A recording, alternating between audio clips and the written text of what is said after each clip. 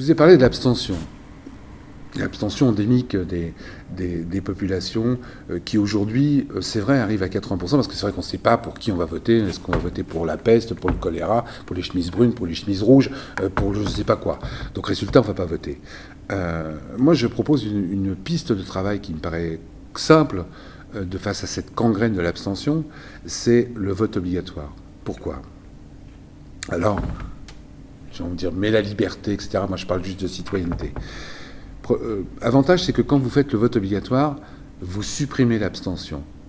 Si vous supprimez l'abstention, vous êtes donc obligé systématiquement, à un moment donné ou à un autre, de prendre en considération le vote blanc comme un vote politique, puisqu'il n'y a plus d'abstention.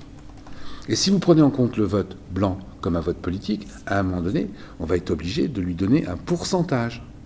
Et si on donne un pourcentage au vote blanc, il faut qu'il ait une valeur, ce pourcentage. Donc on sera obligé de donner 35, 40, je ne sais pas, c'est à définir, de vote blanc, nous permettrait de nous débarrasser de tous les candidats en lice. Parce qu'aujourd'hui, on ne vote pas pour quelqu'un, on vote contre quelqu'un. Avec le vote obligatoire et la prise en compte du pourcentage du vote blanc, puisqu'il n'y aura plus d'abstention, automatiquement, on pourra se débarrasser de tous les candidats en présence. Ça, c'est le premier point. Et le deuxième point, avec un vote obligatoire, on ne se trouvera plus avec des candidats qui ont été élus avec 50% ou 51% de 10% des électeurs.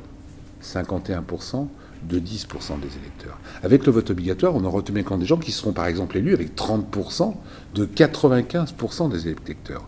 On retrouvera un petit peu de représentativité. Si vous agitez au vote obligatoire, ce que je réclame depuis plusieurs années, le casier judiciaire vierge, B2 ou B3, pour pouvoir se présenter, on arriverait à quelque chose d'un petit peu plus correct pour moraliser la vie politique française. Je ne suis pas sûr que les élus soient d'accord pour le faire, et je les comprends, puisque aujourd'hui, j'ai réussi dans mes livres à prouver que 30% des parlementaires, 577 députés, 348 sénateurs, ont eu affaire à la justice ou au fisc. Il est évident que ces gens-là n'ont pas envie que pour se présenter, on présente un casier judiciaire vierge. Et pourtant,